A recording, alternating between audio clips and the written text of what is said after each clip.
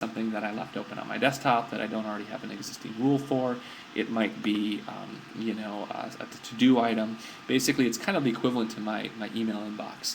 And what Hazel is doing is it's basically taking all the items off my desktop, putting in that folder, at least anything that wasn't already set up with another filter, putting that folder so that I don't have to worry about having a bunch of clutter on my desktop. So Hazel is available from noodlesoft.com. It's, again, about, like these other ones, it's like a $20 application, but very well worth it. So, all right, and finally, last but not least, one more thing on Hazel before I forget, because this is really important. I noticed this happened before. When you set the conditions for moving files, it's really important to make sure that your conditions are set. You can either set things to an any condition or an all condition. So if you've got 3 different things, like for instance, if a file is of this type, if it's on this date, and if it starts with this letter, move it into this folder. And if you set it up as any, what it's going to do is it's going to grab any files that were created that date, any files that were of that type, or any files that start with that letter, and apply the condition to it. What you typically want to do most of the time with Hazel is create set it as all versus any. So that's one of the things that I messed up on a little bit at first. And then also be really careful when you're sending items to the trash, especially if you're configuring Hazel to auto dump your trash. Because I noticed that when I first started using Hazel was that one of my rules wasn't set up properly, and it was sending files I wanted to keep, to my trash. And then I've got it set up, I think, after 7 days to dump my trash. So if I hadn't caught that, I would have actually dumped some files that I wanted. So just wanted to make sure that I point that out to you guys so you guys don't come back later and say, that Hazel thing you told me about, yeah, I lost some important files because of it. So just make sure you test everything. Be very careful about how you set up the rules, and especially rules related to sending things to your trash. So, all right. Step 10, last but certainly not least, is backup. So I lost a hard drive a few weeks ago. I woke up one morning and my hard drive was giving that wonderful knocking sound, and I kind of thought to myself, you know what? I think I'm going to have to go ahead and replace this hard drive. So, I took it into the Mac store, and they were like, yeah, you got to replace your hard drive. And, fortunately, I had my data backed up to an external hard drive, so it really wasn't too big of a deal, but I wasn't using some of the stuff that I'm going to talk to you guys about today, which would have made my restore process a lot easier. So the 2 things that I've done since going through that a few weeks ago, the first is I've started using Time Machine. And many of you have seen Time Machine before. That was one of the big features that came out with Leopard. It is a Leopard specific feature, so if you're not on Leopard, you won't see Time Machine. But I'll just bring up Time Machine here, and you can see basically what Time Machine allows you to do is it takes incremental backups, so you can go back in time and you can see different changes to folders. I just have a folder here that hasn't changed, so there's not much to see here. But if I deleted something out of the Facing Future folder, like say a month ago, I was like, oh man, why did I delete that file? I want to go back. Through Time Machine, I can actually go back and I can pull that up, and it's a very easy way to do incremental backups. The other thing that I really like about Time Machine is the fact that it's just one of those set it and forget it apps where you configure Time Machine, you set it up, push it out to, I pushed out to an external hard drive. You don't have to think about it, and you just know that you have your system backed up if you ever need to go back and get it. That's a great question. So David asks, how big of a hard drive do you recommend for Time Machine? So at an absolute minimum, you need to have a hard drive, an external hard drive that's as big as the hard drive on your computer. So I think I've got a 120 gig hard drive on my Mac. I would need to at least at a minimum have a 120 gig external hard drive. Now you can configure Time Machine to exclude certain files, and I've seen some articles about actually reasons to do that. I haven't really gotten into them in more depth. But the other thing to remember about Time Machine is it's doing incremental backups. So when you're changing files, when you're changing things in folders, it's actually changing all those things incrementally. So it's really actually a good idea to have a hard drive that's actually a lot bigger than your current hard drive. So for instance, in my situation, I think my external hard drive is like 300 gigs, which is plenty for me, because I know that with the incremental backups, I'm still going to have plenty of space on that external hard drive. So at a minimum, as big as the hard drive on your computer, but potentially a lot bigger. And nowadays, the external hard drives are so cheap that I think it's a really good investment.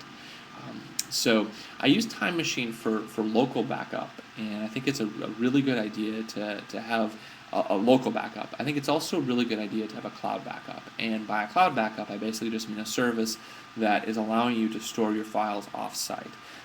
For a long time, I was using Mozy, M-O-Z-Y, and people have told me good things about Mozy. I was never able to get it working on the Mac. Yeah, Kevin, I noticed the exact same thing, that, I spent almost a year just because I thought Mozy was a cool service, this notion of like set it and forget it cloud backup. Just was never able to get it to work properly.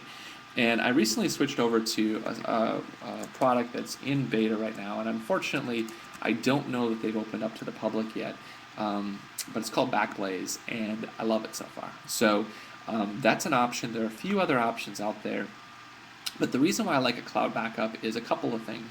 One is that you never know, you could have, hopefully this will never happen to anybody here, but you could have things like, a fire, you could have theft, you could have flood, you could have anything that could happen to your, location. And if you've only got a local backup, obviously if you've got a fire, theft, or flood, you probably have some bigger issues. But at the same time, knowing how much people store on their computers these days and how there's a lot of important documents and things like that, if you've only got a local backup, then you have the potential of losing all of those files, and that's very catastrophic. So by using a cloud backup, I don't back up everything to the cloud. I only back up basically my documents. I don't back up my music. I don't back up my movies. If I lose all that stuff, life goes on. But I back up all my important documents to the cloud using Backblaze. And that way, if something did happen and I for some reason lost both the hard drive on my MacBook as well as my external hard drive, I would still at least be able to go back and recover those documents. And Backblaze and Mozy are both set it and forget it type of applications where you can basically configure it. It's going to run in the background. And sorry, David asked what's cloud backup, and I probably should mention.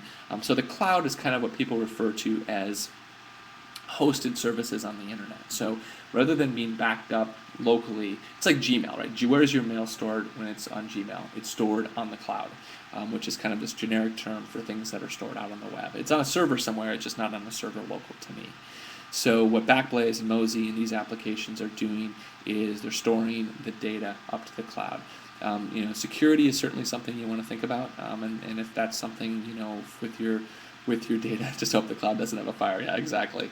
Well, the nice thing about having a local backup and a cloud backup is that if the cloud backup for some reason gets messed up, like the company you're working with just has a catastrophic data failure, you've still got your stuff on the local backup. So that's kind of nice. Privacy, it can be an issue. I think that there are options, and it's just something I haven't investigated personally a lot with Backblaze and with Mozy.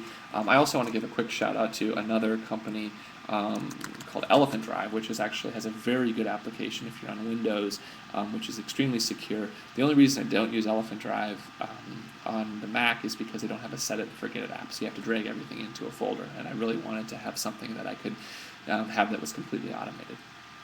So, I really don't know. I think it's important to research whatever company you're going to back your stuff up to. I think that's a really key thing to do. There's others out there. There's Carbonite. There's a bunch of them out there. I think they're all the ones that I've seen. They're fairly reputable, so I don't have too much concern. And I know that you can store things in encrypted formats as well, or that things are stored in encrypted formats as well. But definitely research that if that's a concern for you. The service that I use for Backblaze is, I believe it's $5 a month. I think Mozy is the same thing. So, there's a little bit of a cost there, but you look at that opportunity to have, to get back your files easily if you have something catastrophic, and paying $5 a month, and at least in my mind is well worth it. So, I definitely wanted to mention this last, just because of the fact that I just went through this whole catastrophic data failure recently, and so I want to make sure that I emphasize this in our presentation today. Michael asks, how about Office home computers? Can you use your Office as the cloud and such? Yeah, I don't see why you couldn't. I've never done that personally. But I certainly think that you could back up that way. Cool, thanks, Kevin. Yeah, I'll see if there's any way that I can get invites into Backblaze. I'll definitely let you guys know. But they should be coming out of closed beta pretty soon. I think they've been in for a while now, so hopefully you guys will be able to hop on board. That's the right link. You can sign up. Let me just take a quick look here and see if I can. I know I got a link a little while ago. I was not told that I couldn't share it, so let me see if I can find that.